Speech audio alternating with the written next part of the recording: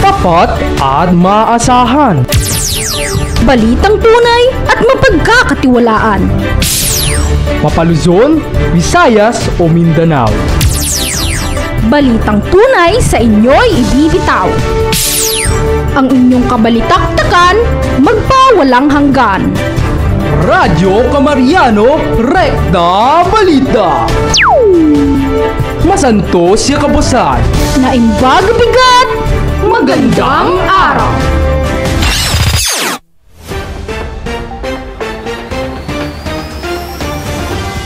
Ngayon, samahan niyo kaming maghatid ng balitang sigurado at totoo. Mula sa bulwagang pangbalitaan, narito ang inyong lingkod. Ako si John Vincent Biala. At ako naman si Hannah Romero.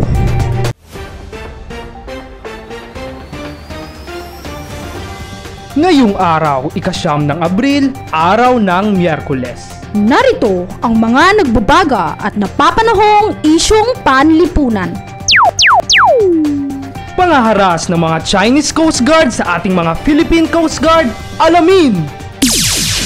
Don Mariano Marcos Memorial State University abala na sa paghahanda ng field demonstration bilang pang-welcome sa nalalapit na SQAA 2024. Para sa detalyeng panggigiit ng Chinese Coast Guard sa ating mga Philippine Coast Guard sa Ayungin Show, ating makakapanayam si Bea Christine Cabrera. Pasok! 4 na kataong sugatan ng bumbahinong tubig ng 2 barko ng Chinese Coast Guard CCG ang bangka ng Pilipinas habang nagsasagawa ng resupply mission sa BRB Sierra Madre sa Ayungin Shoal kahapon ng umaga.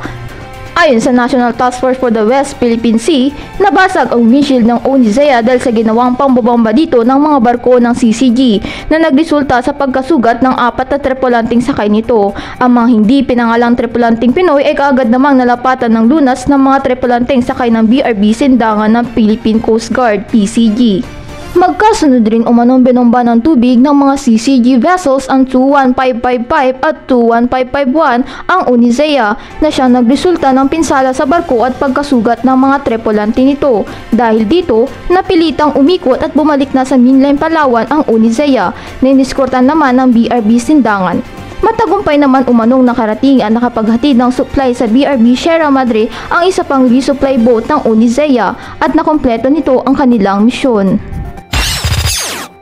Samantala, atin namang alamin ang paghahanda ng Don Mariano Marcos Memorial State University para sa paparating na SQAA 2024. Ating makakapanayam si Jovi Villanueva.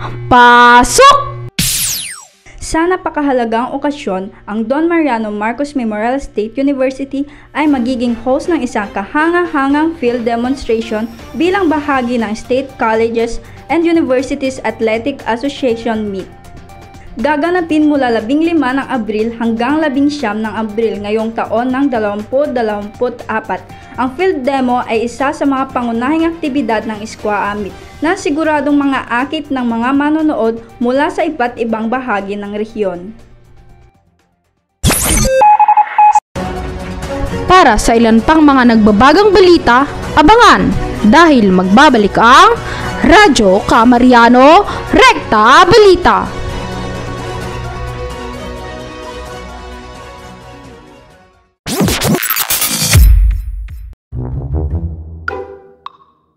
Bes, si Snoop ah! Yung crush mo?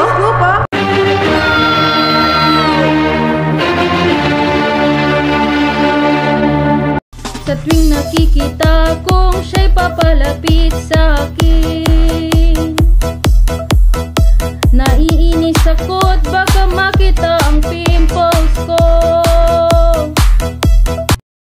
Irene, is that you? Ba't ang dami mo ng pimples? At di ko alam paano niya napansin ang mga to. Stop! Baka gamit mong sabon ay hindi epektibo. Ha? Ganun ba yun? Dito ka na sa Jovis Whitening Soap. Tinatanggal mabilis ang tigyawat sa mga mukha na mas mabilis. Pasireply ng jowa mo. Oo nga be! 2 araw pa lang ay kita na agad ang progress at nawala ng aking mga pimples. Irene, ikaw na pala yan? Ang clear skin mo na ngayon ha.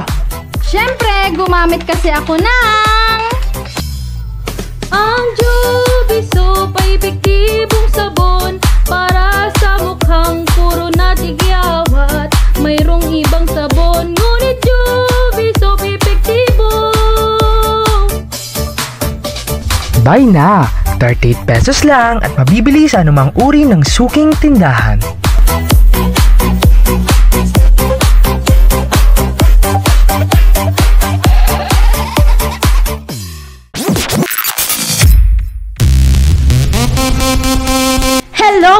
Hello! Welcome mga Kamariano! Wish 143.1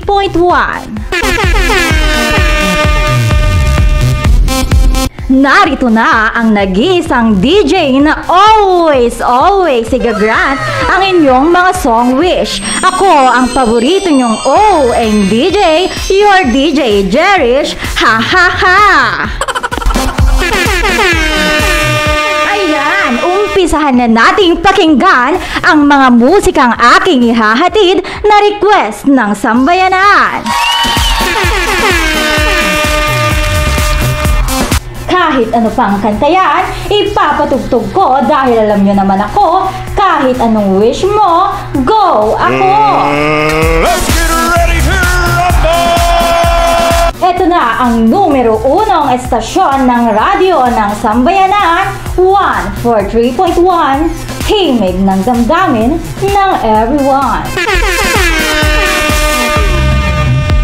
Mare, heto na! Kumapit ka! Heto na ang ating unang request mula kay Binibining Zaira Corpus na taga-Barangay Longos, San Fabian. Ayan, ang sabi niya, DJ Jerish, can you grant my song wish? Sure naman, why not? Paki-play naman po ang kantang Umaasa by Kalin. Favorite ko po kasi ang kantang yan, tulot na rin ng patuloy pa rin akong umaasa sa kanya. Ang sakit naman yan, Zaira. Pero no worries, i-grant natin ang iyong song wish. Heto na mga mare, kumapit na kayo. Here's the song Umaasa by Kalin.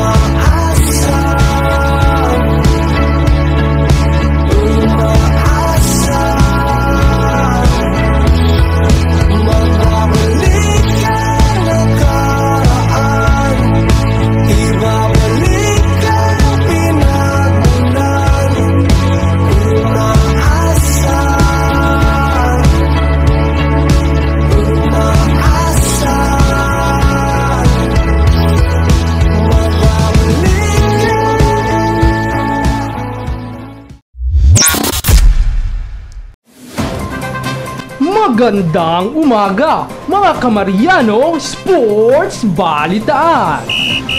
Sa papalapit na 2024 Paris Olympics ay 10 na ang bilang ng ating mga kalahok.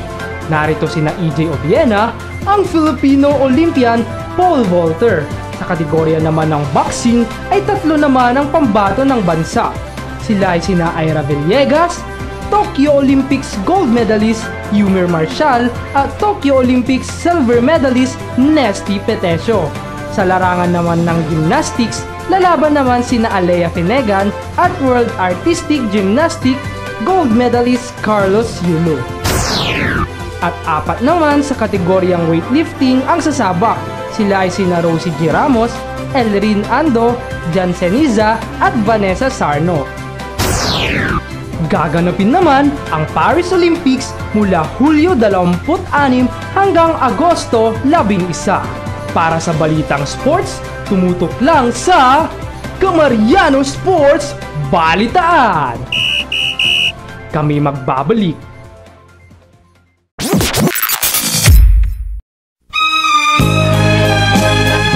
Mga tugtugi noon na talagang ating kinagiliwan, ating balikan.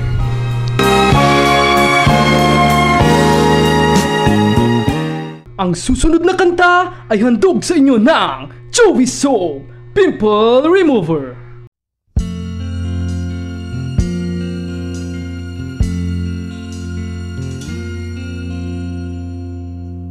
Ang pag-ibig ay sadyang ganyan,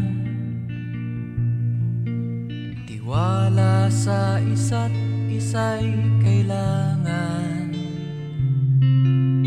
Dati mong pag-ibig wala akong pakialam, basta't mahal kita kailan pa man.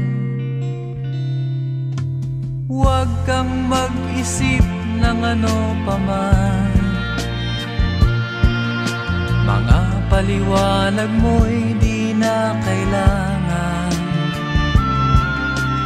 At kahit ano pang iyong nakaraan, mamahalin kita maging sino ka man. Mahal kita pagkat mahal kita. Iniisip nila ay hindi mahalaga, mahal kita maging sino ka man.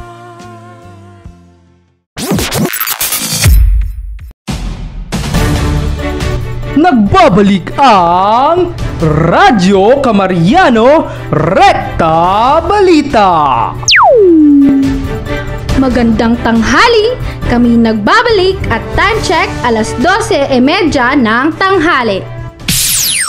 Para sa maiinit na isyong napapanahon, live nating makakapanayam ang dalawang mamamahayag upang pag-usapan ang mga ito. Bea at Jovi, handa na ba kayo? Maraming salamat. Kami nga'y handa na sa aming pag-uusapan. Tama ka riyan, partner.